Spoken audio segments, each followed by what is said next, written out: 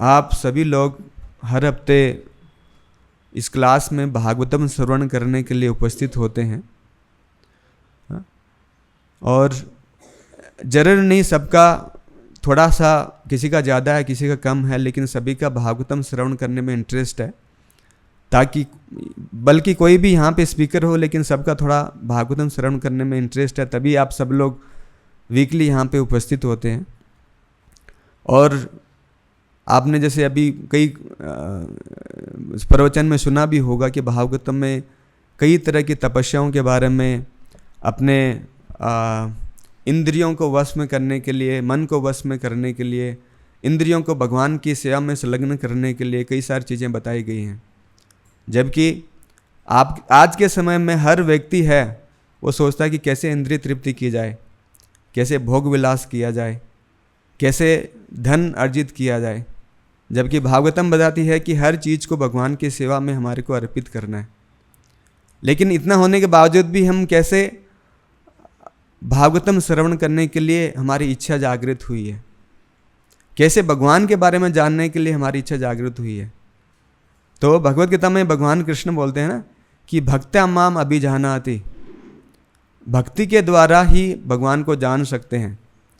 तो यदि भगवान को जानने की, भागवतम को सुनने की हमारे अंदर इच्छा प्रकट हुई है, इसका मतलब हमारे अंदर भक्ति करने की इच्छा है, हम भक्ति के पाथ पर अग्रसर हैं। और ये जो भक्ति है वो कैसे हमारे हृदय के अंदर जागरूक हुई है, कैसे ये भक्ति लता है वो हमारे हृदय में अंकुरित हुई है।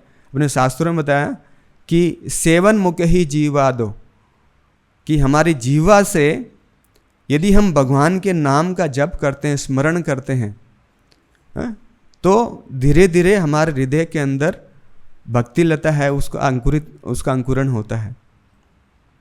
तो आप सभी लोग किसी न किसी तरह, कोई कम से कम कोई एक माला का जप करता है, कोई ज़्यादा करता है, या मंदिर में आके हम लोग संकीर्तन में पार्टिसिपेट करते हैं, कीर्तन है, गाते हैं, सुनते हैं। तो धीरे धीरे ये सुनने से हमारे हृदय की शुद्धि हुई और भक्ति का जो बीज है हमारे हृदय के अंदर अंकुरित हुआ, जिसकी वजह से हमारा ये भागवतम सुनने के लिए इच्छा जागरूक हुई है हमारे मन में। तो शास्त्रों में बताया गया है कि यदि कोई भागवतम बोलता है, भागवतम के बारे में बताता है, या कोई श्रवण करता है या याद करता है या हम पढ़ते हैं, तो बताया जाता है कि भगवान कृष्ण स्वयं वहाँ मौजूद होते हैं, है ना। अपन सोच सकते हैं कि जो भागवतम श्रवण हम लोग कर रहे हैं या हम लोग रोजाना सुनते हैं या फिर पढ़ते हैं, तो कितना भगवान के साथ डायरेक्टली हम लोग एसोसिएट कर सकते हैं। और यदि हम लोग नित्य भागवतम श्रवण करते हैं तो धीरे धीरे करके भगवान के प्रति हमारी आसक्ति, भगवान के प्रति हमारा प्रेम है वो बढ़ता जाता है। और जब भगवान के प्रति हमारा आसक्ति बढ़ने से क्या होता है कि अब बताया जाता है कि शोक मोह भयापय है। तो धीरे धीरे हमारे को जो शोक है, मोह है और भय है, इन चीज़ों से हमारे को मुक्ति मिलती है। कि हर आदमी है वो निडर होना चाहता है ना, भय से दूर होना चाहता है। लेकिन है ना कि यहाँ पे सिंपल सा है कि यदि भगवान के प्रति हमारी आसक्ति, भगवान के प्रति प्रेम जागरूक हुआ है, तो हम जो शोक है, जो लिमिटेशन है, भय है, मोह है, इन सभी से छुटकारा पा सकते हैं हम लोग। एक जगह नीति शास्त्र में बताया गया है कि जो सोना होता है, सोने की परीक्षा कैसे की जाती है, कैसे टेस्ट किया जाता है सोने को, जिसको तपा के आग में डालने से उसको पता चलता है कि वो सोने का जो आभूषण है वो उसको पॉलिश किया हुआ है या ओरिजिनल है या कोई इसमें उसका कोई मिश्रण है। इसी तरीके से यदि कोई सैनिक होता है, कोई सोल्जर है, उसकी परीक्षा कब होती है? युद्ध में, रणभूमि में, है ना। और किसी पत्नी की परीक्षा है वो कैसे होती है? हाँ, संकट के समय, विपत्ति के समय में कैसे वो अपने पति का साथ देती है, कैसे अपने परिवार का साथ देती है। इसी तरीके से जो विद्वान होता है उसकी परीक्षा वो कैसे पता चलता है कि ये महान विद्वान है, कि जब तक उसको भागवतम के बारे में, भगवान के बारे में ज्ञान नहीं हो, भागवतम के बारे में उसको पूर्ण ज्ञान नहीं है, तब तक वो एक महान विद्वान नहीं बन सकता हो। ये सब चीज़ है। हम लोग रोजाना जो या वीकली भागवतम सुनते हैं, तो इसका बहुत बड़ा महत्व है। आज के जिस श्लोक में बताया गया है कि जैसे हम देखें महाभारत के युद्ध के बाद में जो अश्वत्थामा होता है, वो द्रौपदी के 5 जो पुत्र हैं उनका जब सो रहे होते हैं उनका विनाश कर देता है। और उसके बाद में जब द्रौपदी को पता चलता है तो बहुत दुखी होती है, तो उसको सांत्वना देने के लिए अर्जुन है वो अश्वत्थामा को अरेस्ट करके लेके आता है और फिर उसका वध करना चाहते हैं, लेकिन द्रौपदी मना करती है। तब उसको अपमानित करके उसके बाल काट दिए जाते हैं और उसको वापस छोड़ दिया जाता है। उसके बाद में जब सारे पांडव होते हैं, कुंती महारानी होती हैं, द्रौपदी होती हैं, धृतराष्ट्र और गांधारी, तो सबके जैसे द्रौपदी के 5 पुत्र का वध हो गया था, उनकी मृत्यु हो गई थी, धृतराष्ट्र के सारे पुत्रों का वध हो गया, तो सब लोग दुखी थे। तो सब लोग जाकर के गंगा नदी में जाकर के स्नान करते हैं और जिनकी मृत्यु है सबको जो गंगा जल है वो अर्पित करते हैं ताकि उनको मुक्ति मिले।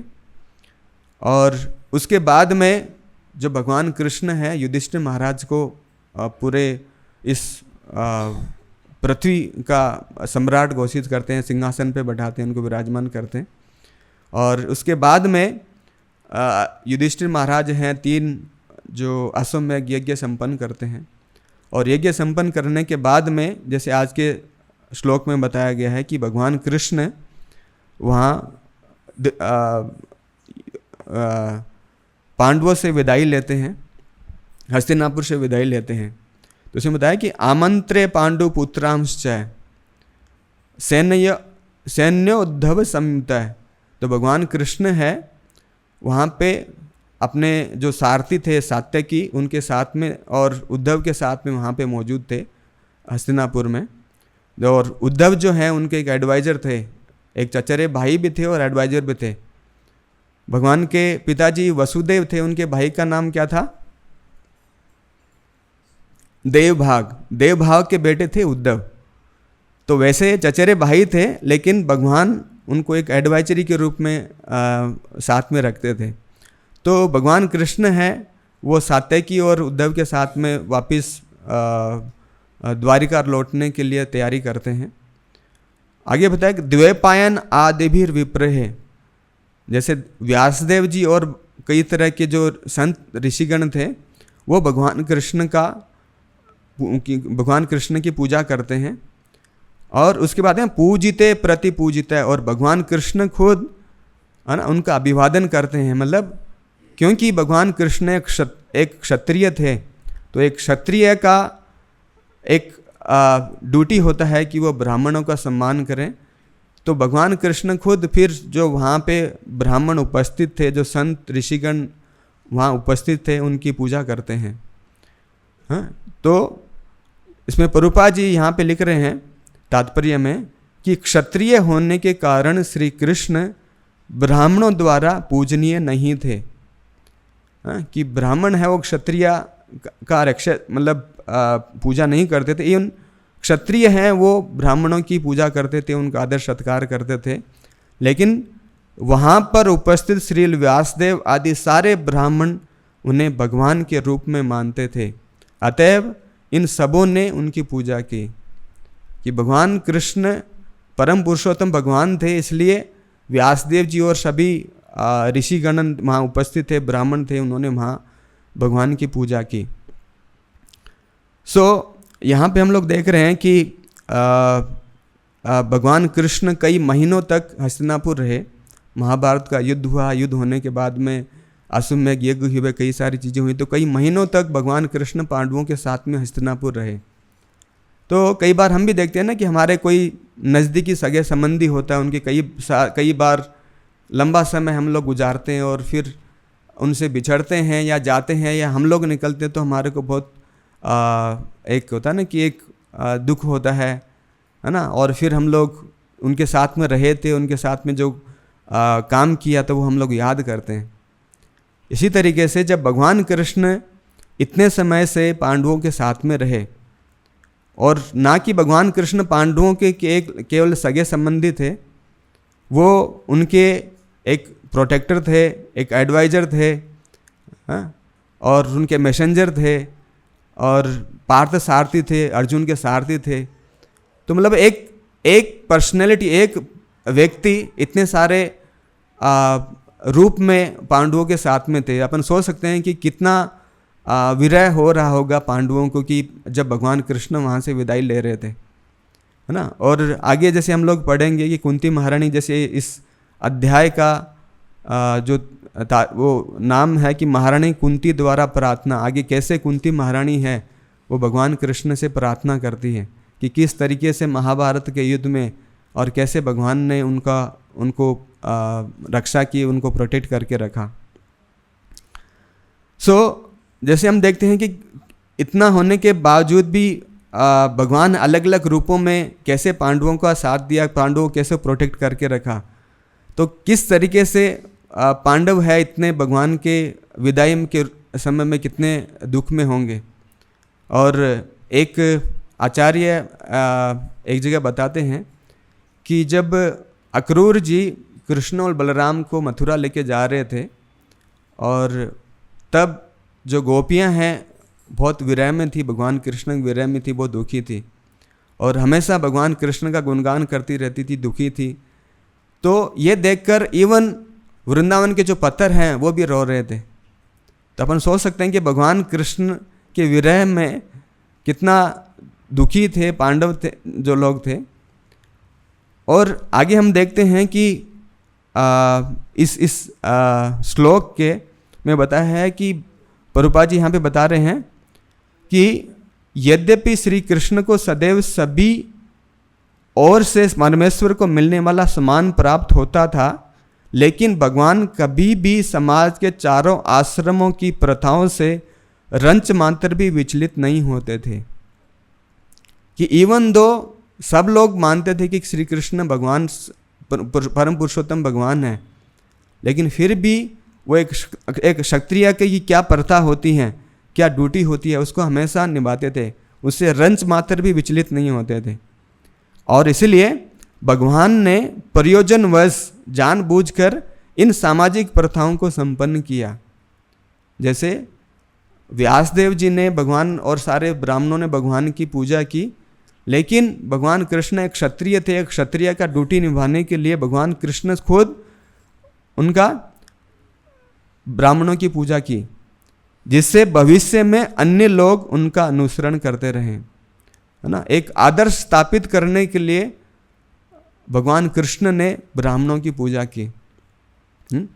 जैसे हम लोग देखते हैं ना कि भगवान कृष्ण पार्थ सारथी थे, अर्जुन के सारथी थे, अर्जुन के एक ड्राइवर थे, है ना। तो जैसे ड्राइवर होता है ना, गाड़ी की पूरी देखभाल करता है, साफ सफाई करता है ना। तो युद्ध के समय में जैसे ना उनके सारथी थे, तो उसके रथ का पूरी देखभाल करना, उनके घोड़ों की देखभाल करना, उनको घोड़ों को पिलाना खिलाना, रथ का पूरा ध्यान रखना, मतलब सारथी थे तो पूरा एक कर्तव्य पूरा निभाते थे। ऐसे नहीं कि एक नाम के मात्र भगवान सारथी थे। हम देख रहे हैं कि जैसे इतना बड़ा युद्ध हुआ था महाभारत का, इतने सारे सैनिक वहाँ पे लड़ रहे थे, तो अपन सोच सकते हैं कितना शोर शराबा हो रहा होगा। और उस शोर शराबे में अर्जुन है वो बोलता था भगवान कृष्ण को कि इधर जाओ उधर जाओ। कई बार इतने शोर में सुनाई भी नहीं देता होगा, तो वो इशारों से या टच करके भगवान को गाइड करता कि इस साइड में जाओ, उस साइड में जाओ। जैसे कई बार होता है ना, ये ड्राइवर को हम लोग गाइड करते हैं, कई बार बहुत शोर गल्ला होता है तो हम लोग उसको, है ना, इशारे करके उसको हाथ, उसके शरीर को टच करके, है ना, हम लोग उसको गाइड करते हैं। तो भगवान एक ऐसे नहीं कि एक परम पुरुषोत्तम इतने पूरी सृष्टि की रचना की थी, पूरे इस ब्रह्मांड के स्वामी हैं तो उनको बहुत घमंड था, ऐसे नहीं। लेकिन भगवान एक सारथी बने थे तो सारथी का पूरा कर्तव्य निभा रहे थे।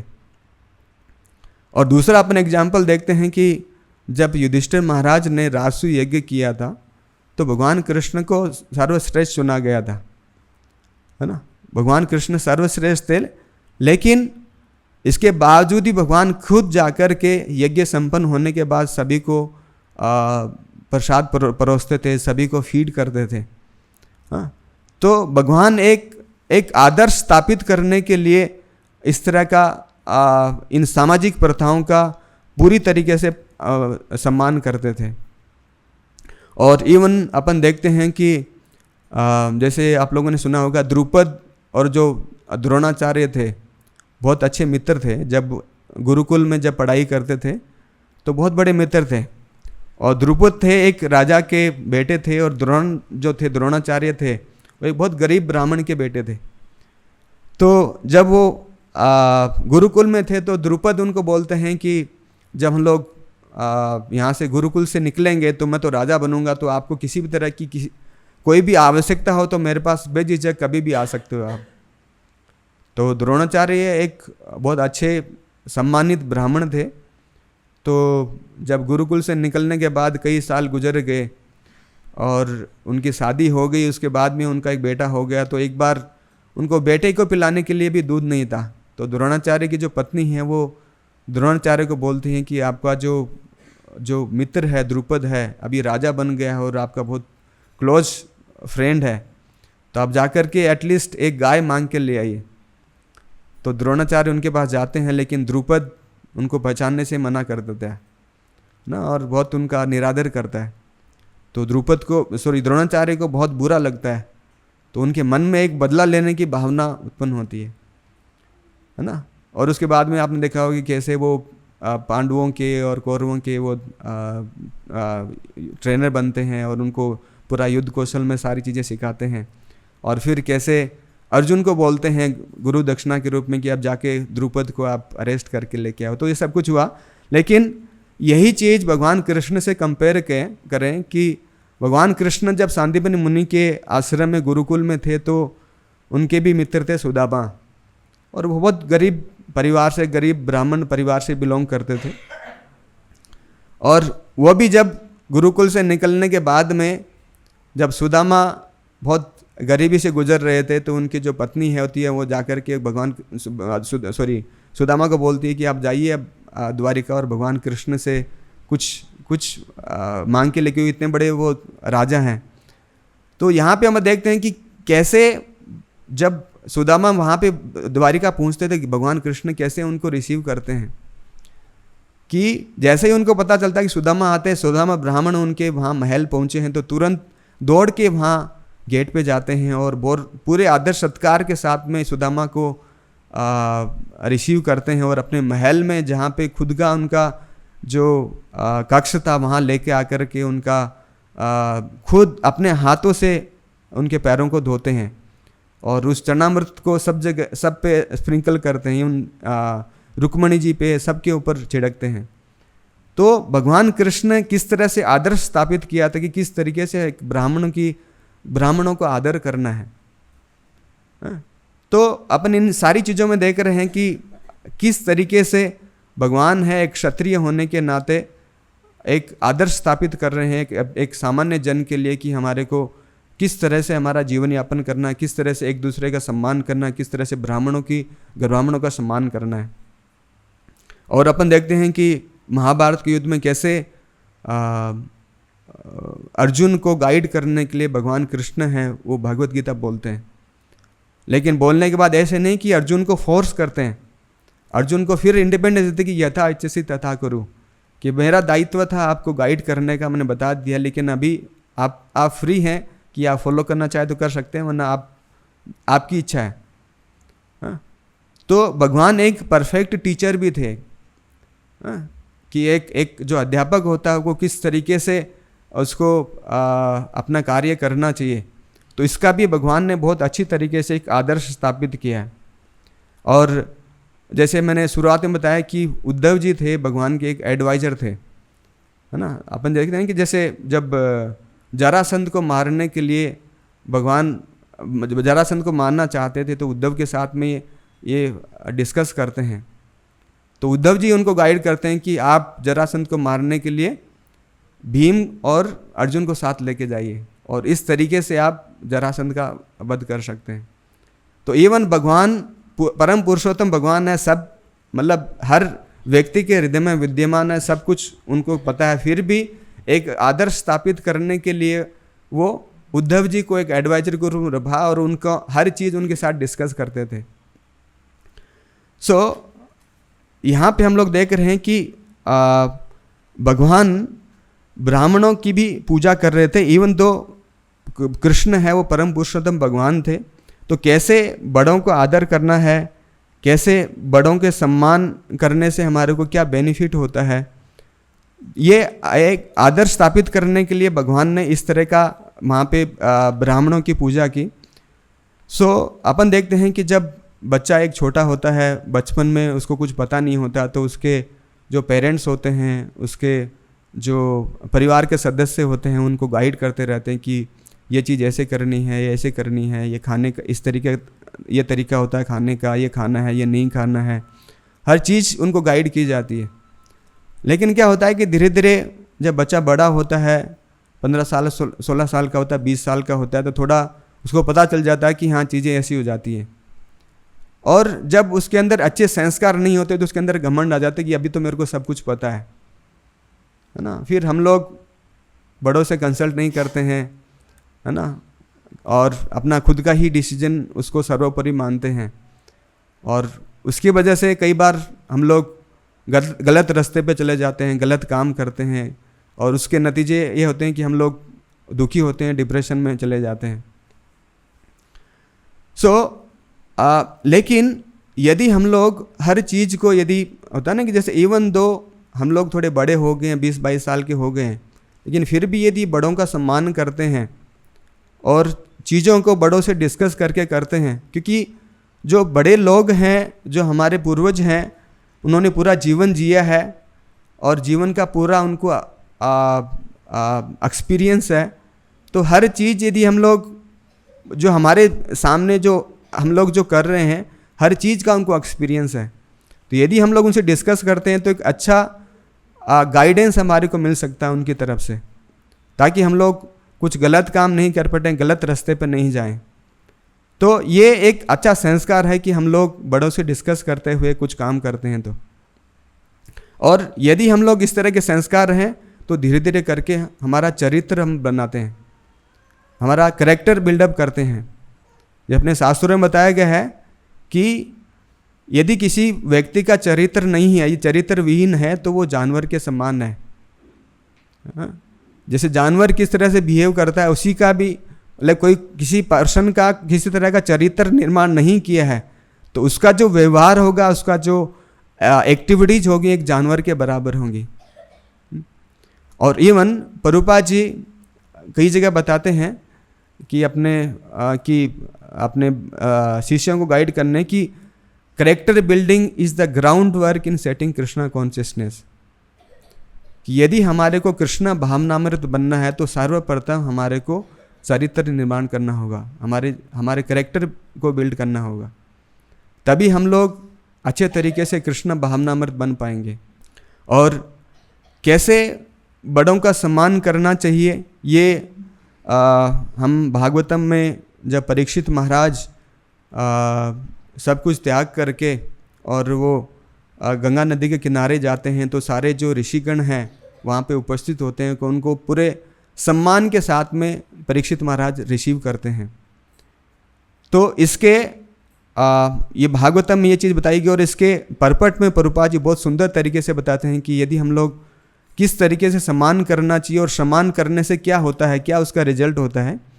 तो एक श्लोक में कि कैसे परीक्षित महाराज उन ऋषि गणों को रिसीव करते हैं, कैसे सम्मानित करते हैं, उसके तात्पर्य में प्रभुपाद बहुत सुंदर तरीके से लिखते हैं कि the system of bowing the head to the ground to show respect to the superiors is an excellent etiquette which obliges the honored guest deep into the heart।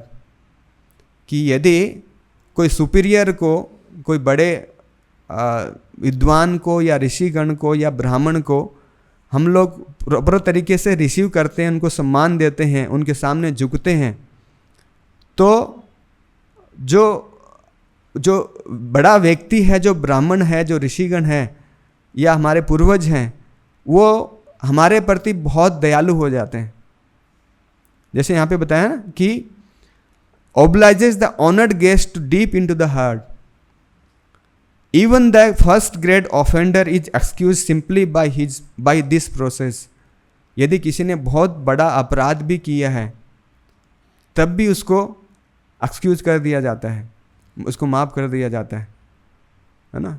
Even though जैसे अपन परीक्षित महाराज को देखें कि जब कली पुरुष परीक्षित महाराज को सरेंडर कर देता है तो फिर परीक्षित महाराज जो है कली पुरुष को प्रताड़ित नहीं करते हैं। तो यदि हम लोग किसी का सम्मान करते हैं और उसको रेस्पेक्ट देते हैं, तो यदि हमने बहुत बड़ा अपराध भी किया तब भी हम लोग माफ़ कर दिए जाते हैं।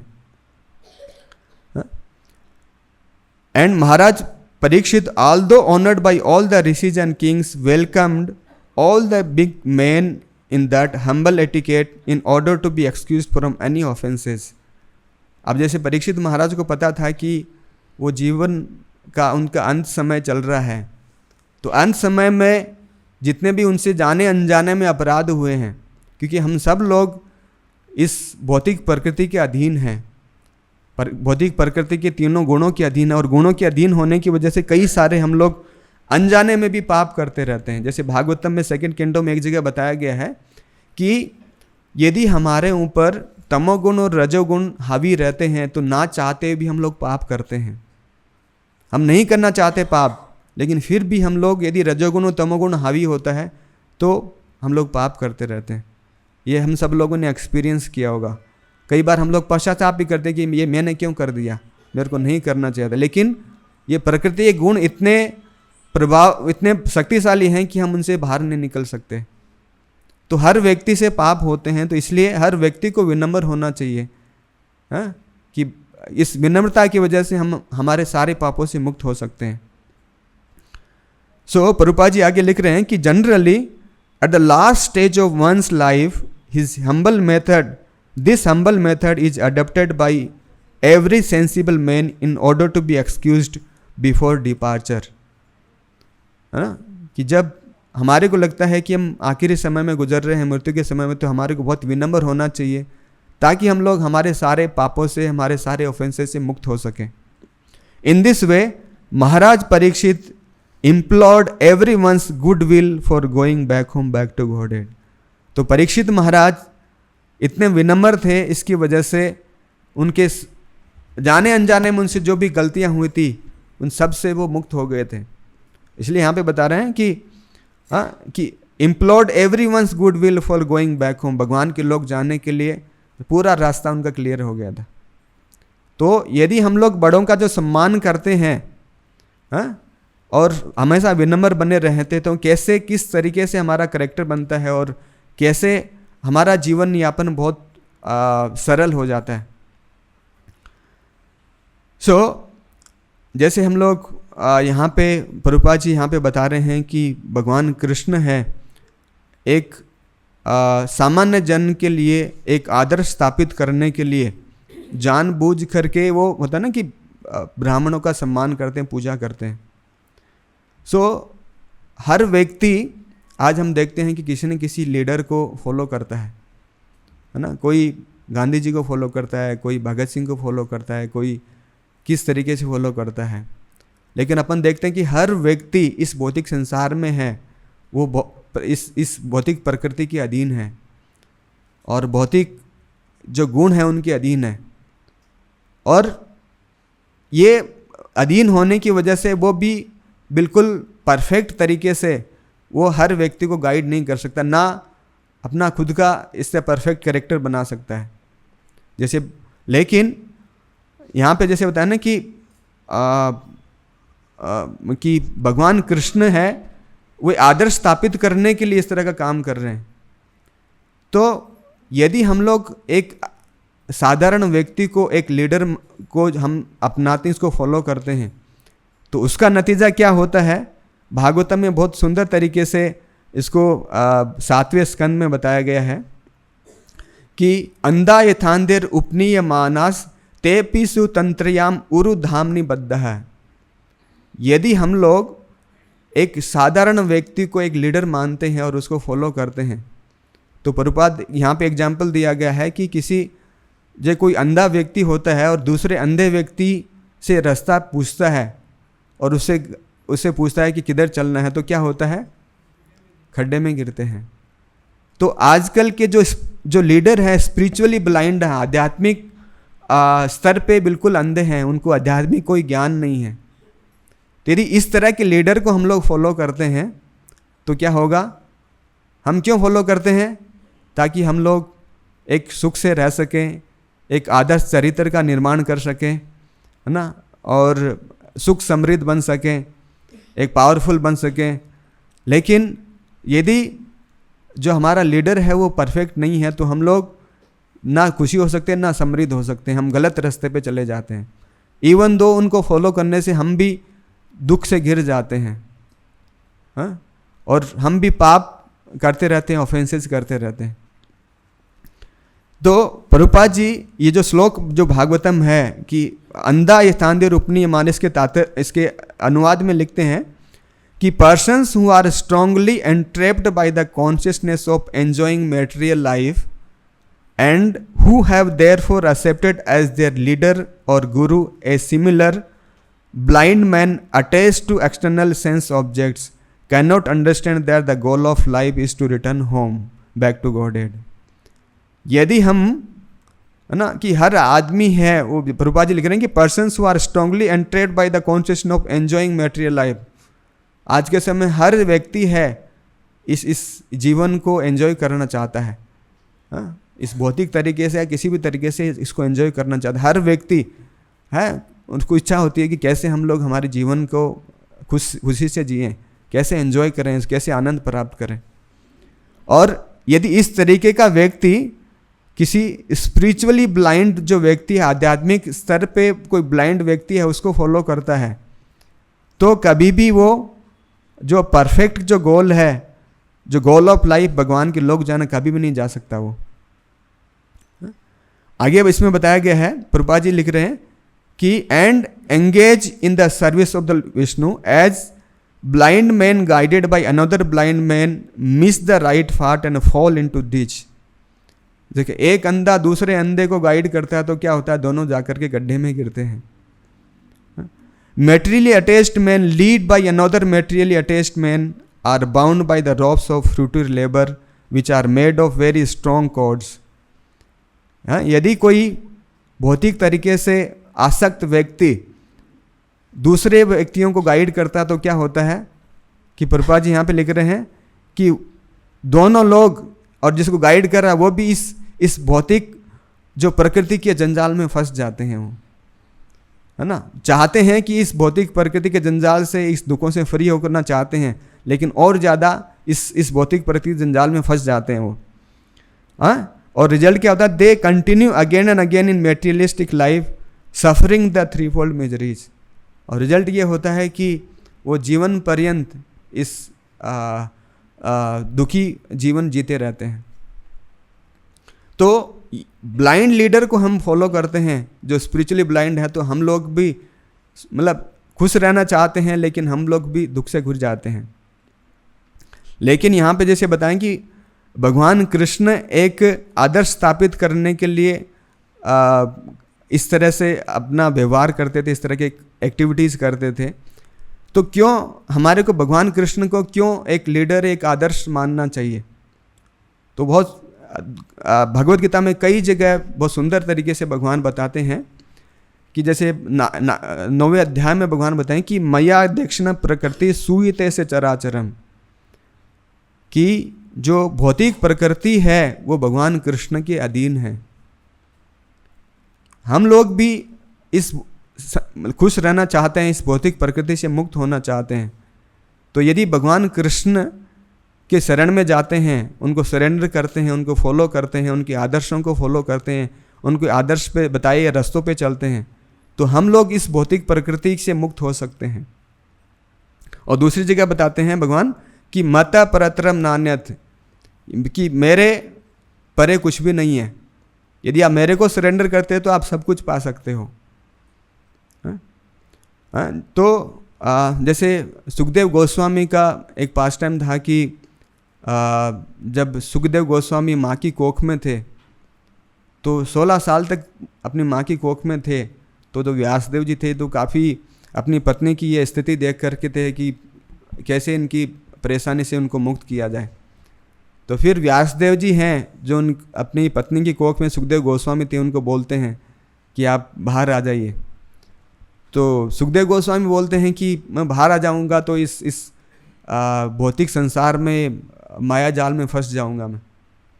तो फिर व्यासदेव जी बोलते हैं कि नहीं नहीं, ऐसा नहीं होगा, आपको मैं नहीं फंसने दूंगा, लेकिन आप माँ की कोख से बाहर आ जाइए। तो फिर सुखदेव गोस्वामी बोलते हैं कि आप खुद इस भौतिक संसार के माया जाल में फंसे हुए हैं, आप बोल रहे हैं कि मेरी पत्नी परेशान हो रही है, इस संसार में आप इस तरह से जंजाल में फंसे हो, तो आप कैसे मेरे को मुक्त कर सकते हैं। तो फिर व्यासदेव जी क्या करते हैं, द्वारिका जाते हैं, भगवान कृष्ण उनसे प्रार्थना करते हैं आप जा कर के। तो फिर भगवान कृष्ण आते हैं और फिर सुखदेव गोस्वामी के बोलते हैं कि आप बाहर आइए, आपको किसी भी तरह से इस माया के जंजाल में आप नहीं फंसोगे। तो फिर जो सुखदेव गोस्वामी है, भगवान कृष्ण की एश्योरेंस पे फिर उनका जन्म होता है कि भगवान कृष्ण ने एश्योर कर दिया, क्योंकि भगवान कृष्ण जैसे बताया ना कि भगवान कृष्ण है इस भौतिक प्रकृति के स्वामी हैं। मया दक्षिणा प्रकृति सूयते, एवं तो भौतिक प्रकृति भी भगवान कृष्ण के गाइडेंस पे काम करती है। तो फिर सुखदेव गोस्वामी एश्योर हो गए कि भगवान कृष्ण ने एश्योर कर दिया तो अभी इस माया का मेरे पे असर नहीं होगा। तो यदि हम लोग भगवान को सरेंडर करते हैं तब हम लोग इस दुख से, इस भौतिक जंजाल से, इस भौतिक प्रकृति के जंजाल से हम लोग मुक्त हो सकते हैं। और इवन जो बड़े बड़े प्रामाणिक व्यक्ति थे, विद्वान थे, ऋषिगण थे, उन्होंने भी भगवान कृष्ण को सरेंडर किया, भगवान कृष्ण को परम पुरुषोत्तम भगवान माना। जैसे रामानुजाचार्य थे, शंकराचार्य थे, चैतन्य महाप्रभु थे। तो इन लोगों ने भी भगवान कृष्ण को परम पुरुषोत्तम भगवान माना और उनको सरेंडर किया और उनको उनके बताए हुए पद चिन्हों पे चले हैं। तो वैसे देखा जाए हम सब स्वतंत्र हैं कि हम किसी को भी फॉलो कर सकते हैं और किसी भी लीडर को आप फॉलो कर सकते हैं। लेकिन आज के समय में किसी लीडर को हम लोग फॉलो करते हैं तो हमारी इच्छाएं होती हैं, कोई हमारी इच्छाओं को पूर्ण करता है तभी हम लोग उस लीडर को फॉलो करते हैं। जैसे होता है ना कि कई चुनाव आते हैं तो हम लोग बोलते हैं कि ये हमारा नेता है ना, क्योंकि उस नेता ने हमारी कोई इच्छाओं को, हमारी रिक्वायरमेंट्स को, हमारे कुछ काम किया होगा, वो पूरा किया होगा, तभी हम लोग उसको हमारा नेता मानते हैं, लीडर मानते हैं, है ना। लेकिन भगवान कृष्ण को यदि हमारे को सरेंडर करना है, उनको हमारा लीडर मानना है, तो हमारी इस तरह की इच्छाएं हम लोग रखें तो कभी भगवान को सरेंडर नहीं कर पाएंगे। क्योंकि भगवान को सरेंडर कर रहे हैं, हम किसी स्वामी के अंडर में हैं, तो उनकी क्या कंडीशन है वो हमारे को पता होनी चाहिए, तभी हम लोग सरेंडर कर पाएंगे, है ना। तो भगवान कृष्ण की क्या कंडीशन है, भगवान क्या चाहते हैं हमारे से, कि यदि हम भगवान को सरेंडर करते हैं तो भगवान क्या हमें अपेक्षा करते हैं हमारे से। तो भगवत गीता के आखिर में भगवान बोलते हैं ना कि सर्वधर्मान परित्यज्य माम एकम शरणम व्रज, कि आप सब कुछ, सारे धर्मों को छोड़ करके मेरी शरण में आ जाओ। और मेरी शरण में आने से क्या होगा, सर्वधर्मान माम एकम शरणम व्रज अहम त्वाम सर्व पापेभ्यो मोक्षयिष्यामि मा शुचः, कि हम सब लोग इन भौतिक दुखों से मुक्त होना चाहते हैं, इन भौतिक पाप जो किए हैं उनके रिएक्शन से मुक्त होना चाहते हैं। भगवान कृष्ण यहाँ भी अश्योर कर रहे हैं कि अहम त्वाम सर्व पापेभ्यो मोक्षयिष्यामि मा शुचः, मैं सब इन पापों से आपको मुक्त कर दूंगा। तो भगवान कृष्ण की ये कंडीशन है कि यदि भगवान कृष्ण को सरेंडर करते हैं तो जितने भी हम लोगों ने धर्म पाल रखे हैं उनसे मुक्त होना पड़ेगा, तब भगवान कृष्ण हमारे को इन सारे पापों से मुक्त कर देंगे।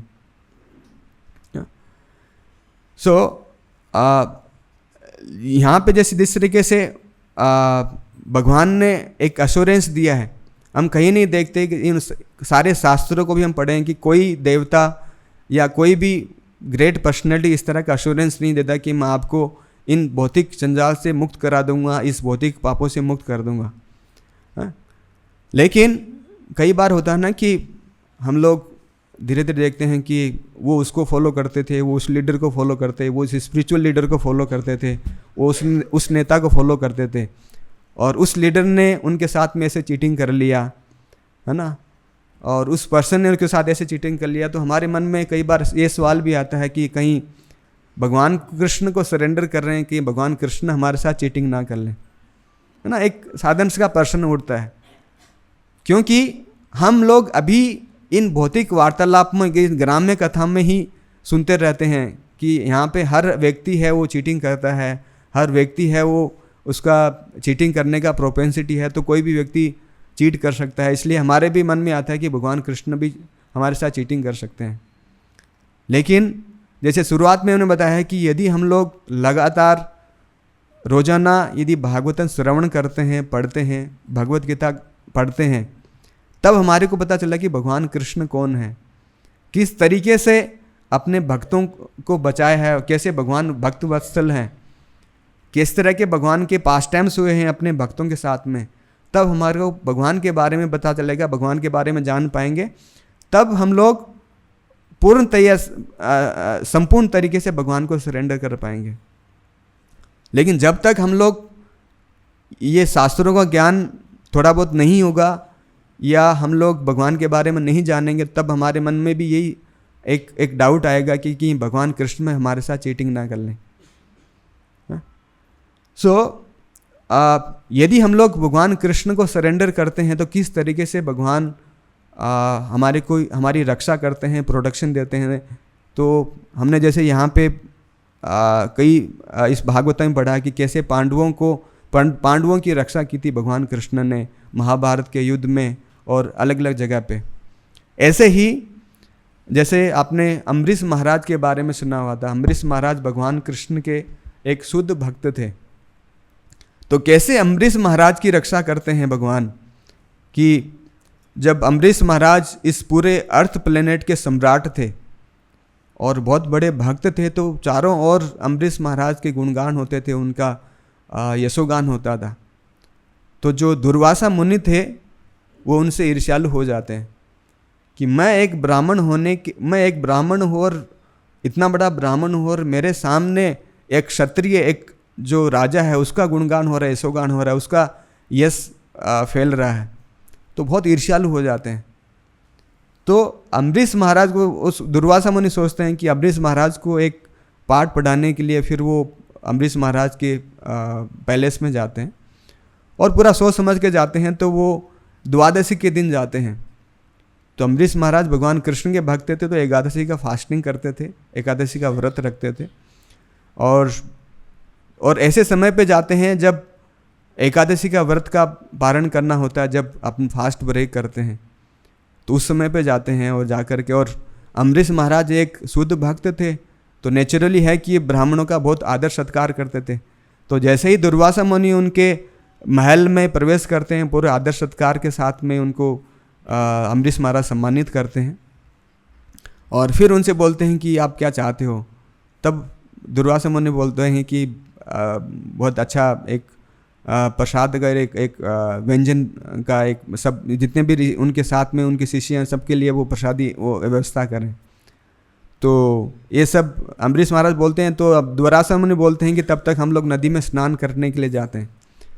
तो दुर्वासा मुनि वहाँ नदी में स्नान करने जाते हैं, तो उनको अम्बरीश महाराज को एक पाठ पढ़ाना था, इसलिए जानबूझ के वो देरी करते हैं। तो जो व्रत का पारण करने का समय है धीरे धीरे गुजरता जाता है। तो अम्बरीश महाराज भी अब वो चिंतित होते हैं कि अब उनको भी व्रत किया है एकादशी का, तो कैसे उसका पारण करें, समय गुजरता जा रहा है।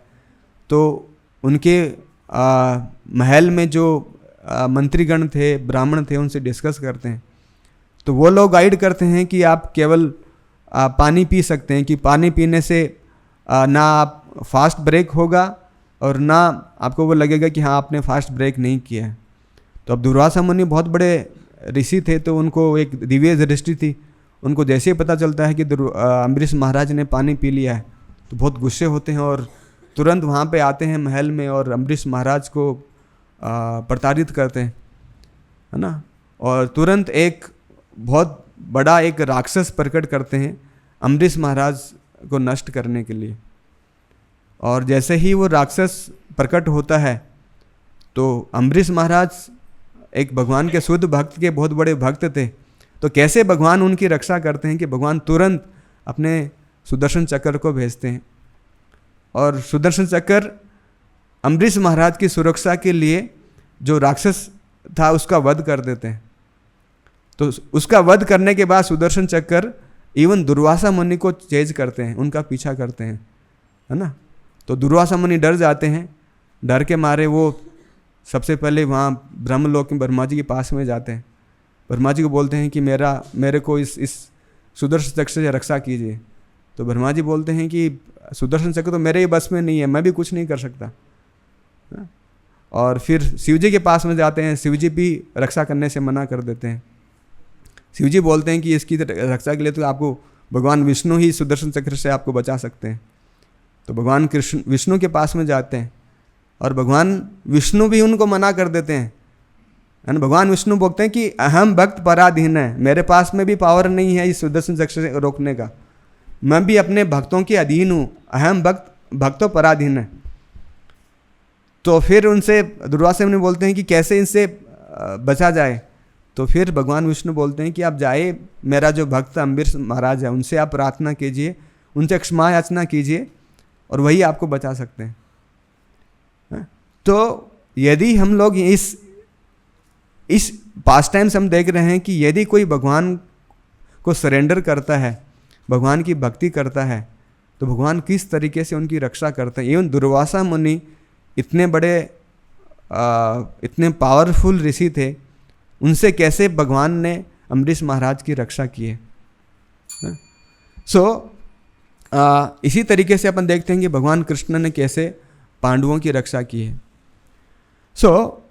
अपने शास्त्रों में बताया गया है कि भगवान हर जीव की कैसे रक्षा करते हैं। बताना ना कि हर जीव के हृदय में आत्मा के साथ में भगवान परमात्मा के रूप में मौजूद हैं। जैसे शास्त्रों में एग्जाम्पल दिया गया है कि एक पेड़ के ऊपर 2 पक्षी हैं, है ना। एक पक्षी जो है वो आत्मा है, दूसरी है परमात्मा है। तो एक पक्षी उस पेड़ के फलों को खा रहा है ना। दूसरा पक्षी जो परमात्मा है वो हमेशा देख रहा है कि कब ये जो पक्षी है मेरी तरफ मुड़े, मेरी तरफ देखे, मेरी तरफ ध्यान दे, मेरी तरफ अग्रसर हो ना। तो भगवान हमेशा हम लोगों के साथ, हर जीव के साथ में परमात्मा के रूप में मौजूद हैं, हर जीव की रक्षा के लिए। अपने देखा कि किस तरीके से भगवान है अपने भक्तों की रक्षा करते हैं। और भगवान एक साधारण व्यक्ति नहीं है, एक परम पुरुषोत्तम भगवान है, इस ब्रह्मांड के स्वामी हैं।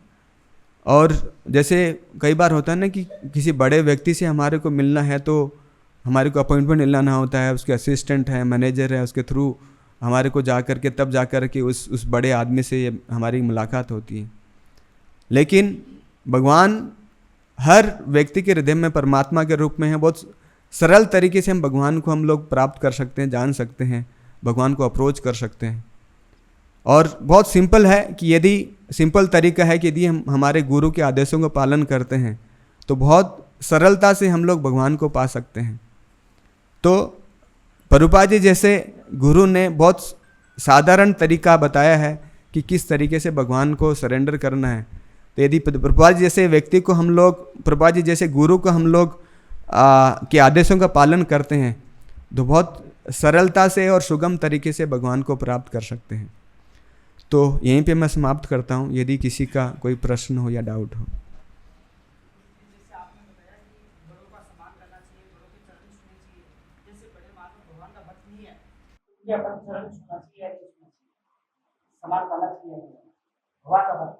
देखो क्या होता है कि प्रभुपाद बोलते हैं कि हर व्यक्ति को ड्यू रेस्पेक्ट देना है ना।